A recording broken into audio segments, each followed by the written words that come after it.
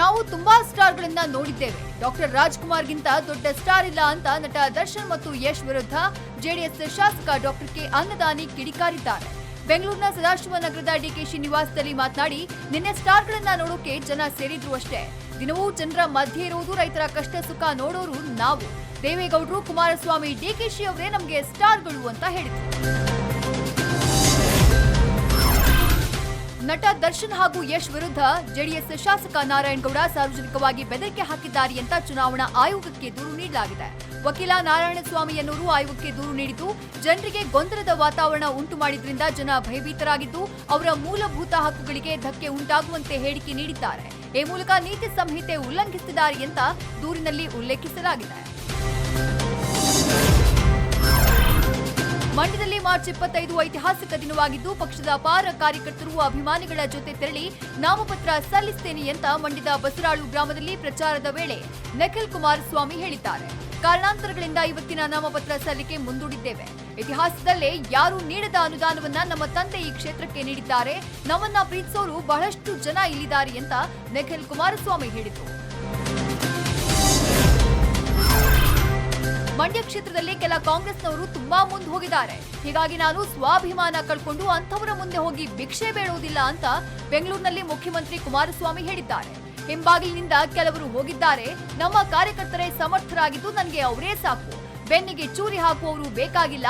ಈಗಾಗಲೇ ನಿಖಿಲ್ಗೆ ಮೂಲ ಕಾಂಗ್ರೆಸ್ನವರು ಆಶೀರ್ವಾದ ಮಾಡಿದ್ದಾರೆ ಅಂತ ಸಿಎಂ ಎಚ್.ಡಿ. ಕುಮಾರಸ್ವಾಮಿ ಹೇಳಿದ್ದಾರೆ. ಧ್ರುವನಾರಾಯಣ್ ವಿರುದ್ಧ ಸೇಡು ತೀರಿಸಿಕೊಳ್ಳಲು ಬಿಜೆಪಿಯಿಂದ ಶ್ರೀನಿವಾಸ್ ಪ್ರಸಾದ್ ಕಣಕ್ಕಿಳಿದಿದ್ದಾರೆ ಅಂತ ಮೈಸೂರಿನಲ್ಲಿ ಯತೀಂದ್ರ ಸಿದ್ದರಾಮಯ್ಯ ಕಿಡಿಕಾರಿದ್ದಾರೆ. ಧ್ರುವನಾರಾಯಣ್ ಹೆಚ್ಚು ಅಭಿವೃದ್ಧಿ ಮಾಡಿದ ನಂಬರ್ 1 ಸಂಸದರು. ನಿಮಗೆ ಸೇಡು ತೀರಿಸಿಕೊಳ್ಳುವವರು ಬೇಕಾ, ಅಭಿವೃದ್ಧಿ ಮಾಡುವವರು ಬೇಕಾ ಅಂತ ಜನರನ್ನ ಕೇಳಿತು. ಕೇಂದ್ರದಲ್ಲಿ ಬಿಜೆಪಿ ಅಧಿಕಾರ ಹಿಡಿದ ಮೇಲೆ ದೇಶ ಅವನತಿಯತ್ತ ಸಾಗ್ತಾ ಇದೆ ಅಂತ ಡಾಕ್ಟರ್ ಯತೀಂದ್ರ ಬಿಜೆಪಿ ವಿರುದ್ಧ ವಾಗ್ದಾಳಿ ನಡೆಸಿದ್ರು.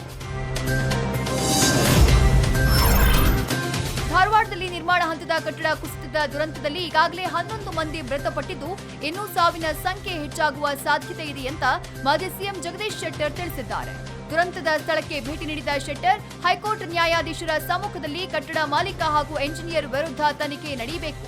ಮೃತರ ಕುಟುಂಬದವರಿಗೆ 10 ಲಕ್ಷ, ಗಾಯಾಳುಗಳಿಗೆ 2 ರಿಂದ 5 ಲಕ್ಷ ಪರಿಹಾರವನ್ನ ನೀಡಬೇಕು ಅಂತ ಆಗ್ರಹಿಸಿದ್ರು. ಧಾರವಾಡದಲ್ಲಿ ನಿರ್ಮಾಣ ಹಂತದ ಕಟ್ಟಡ ಕುಸಿತ ಪ್ರಕರಣಕ್ಕೆ ಸಂಬಂಧಪಟ್ಟ ಹಾಗೆ ಬೆಂಗಳೂರಿನಲ್ಲಿ ಸಿಎಂ ಎಚ್.ಡಿ. ಕುಮಾರಸ್ವಾಮಿ ಪ್ರತಿಕ್ರಿಯೆ ನೀಡಿದ್ದಾರೆ. ಇನ್ನು 7 ರಿಂದ 8 ಜನ ಕಟ್ಟಡದೊಳಗೆ ಸಿಕ್ಕಿ ಹಾಕಿಕೊಂಡಿರುವ ಮಾಹಿತಿ ಇದ್ದು, ಸಾವಿನ ಸಂಖ್ಯೆ ಇನ್ನೂ ಹೆಚ್ಚಾಗಬಹುದು. ನೀತಿ ಸಂಹಿತೆ ಇರುವುದರಿಂದ ನಾವು ಪರಿಹಾರ ಘೋಷಣೆ ಮಾಡುವುದಕ್ಕಾಗುವುದಿಲ್ಲ. ಮುಖ್ಯ ಕಾರ್ಯದರ್ಶಿಗಳಿಗೆ ಪರಿಹಾರ ಘೋಷಣೆ ಮಾಡಲು ಅಧಿಕಾರ ನೀಡಿದ್ದೇನೆ. ಪ್ರಕರಣದಲ್ಲಿ ಯಾರದ್ದೇ ತಪ್ಪಿದ್ರೂ ಎಷ್ಟೇ ಪ್ರಭಾವಿಗಳಾದರೂ ಕ್ರಮ ತೆಗೆದುಕೊಳ್ಳಲು ಅಧಿಕಾರಿಗಳಿಗೆ ಸೂಚಿಸುತ್ತೇನೆ ಅಂತ ಸಿಎಂ ಹೇಳಿದರು. ಜಮ್ಮು ಕಾಶ್ಮೀರದ ಪುಲ್ವಾಮಾದಲ್ಲಿ ಸಿಆರ್ಪಿಎಫ್ ಯೋಧರ ಮೇಲೆ ನಡೆದ ಉಗ್ರರ ದಾಳಿ ದಿನದಿಂದ ದಿನಕ್ಕೆ ರಾಜಕೀಯ ಬಣ್ಣವನ್ನ ಪಡ್ಕೊಳ್ತಾ ಇದೆ. ವೋಟ್ಗಾಗಿ ಯೋಧರನ್ನ ಕೊಲ್ಲಲಾಗಿದೆ ಅಂತ ಸಮಾಜವಾದಿ ಪಕ್ಷದ ಹಿರಿಯ ನಾಯಕ ರಾಮ್ ಗೋಪಾಲ್ ಯಾದವ್ ದೆಹಲಿಯಲ್ಲಿ ನಡೆದ ಸಭೆಯೊಂದರಲ್ಲಿ ವಿವಾದಾತ್ಮಕ ಹೇಳಿಕೆ ನೀಡಿದ್ದಾರೆ.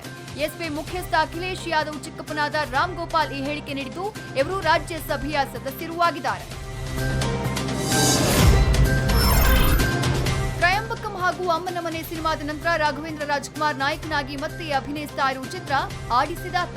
ಹರೀಶ್ ಭಾರದ್ವಾಜ್ ನಿರ್ದೇಶನದಲ್ಲಿ ಈ ಚಿತ್ರ ಸೆಟ್ಟೇರಿದ್ದು, ಮಾರ್ಚ್ 25ರಂದು ಅದ್ದೂರಿಯಾಗಿ ಚಿತ್ರದ ಮುಹೂರ್ತ ನಡೆಯಲಿದೆ. ಸಸ್ಪೆನ್ಸ್ ಕಮ್ ಥ್ರಿಲ್ಲರ್ ಆಧಾರಿತ ಕಥೆ ಇದಾಗಿದ್ದು, ರಾಘಣ್ಣನ ವೃತ್ತಿ ಜೀವನದ 25ನೇ ಸಿನಿಮಾ ಆಗಿರುವುದು ವಿಶೇಷ. ಬೆಂಗಳೂರು, ಮೈಸೂರು ಸೇರಿದಂತೆ ಬಹುತೇಕ ಕಡೆ ಚಿತ್ರದ ಶೂಟಿಂಗ್ ನಡೆಯಲಿದೆ. ಅರ್ಜುನ್ ಸರ್ಜಾ ಹಾಗೂ ರಾಧಿಕಾ ಕುಮಾರಸ್ವಾಮಿ ಜೊತೆಯಾಗಿ ನಟಿಸಿರೋ ಕಾಂಟ್ರಾಕ್ಟ್ ಸಿನಿಮಾದ ಟೀಸರ್ ರಿಲೀಸ್ ಆಗಿದೆ. ಟೀಸರ್ನಲ್ಲಿ ಅರ್ಜುನ್ ಮಾಸ್ ಲುಕ್ನಲ್ಲಿ ಕಾಣಿಸಿಕೊಂಡ್ರೆ, ರಾಧಿಕಾ ಮಾಡರ್ನ್ ಗೆಟಪ್ನಲ್ಲಿ ಸಖತ್ ಸ್ವೀಟ್ ಆಗಿ ಕಾಣಿಸಿಕೊಂಡಿದ್ದಾರೆ. ಟೀಸರ್ನಲ್ಲಿ ಭರ್ಜರಿ ಪಂಚಿಂಗ್ ಡೈಲಾಗ್ಗಳು ಕೇಳೋಕೆ ಸಖತ್ ಕಿಕ್ ಕೊಡ್ತಿವೆ. ಇನ್ನು ಚಿತ್ರಕ್ಕೆ ಸಮೀರ್ ಆಕ್ಷನ್ ಕಟ್ ಹೇಳಿದ್ದು, ಸುಭಾಷ್ ಆನಂದ್ ಸಂಗೀತ ನೀಡಿದ್ದಾರೆ.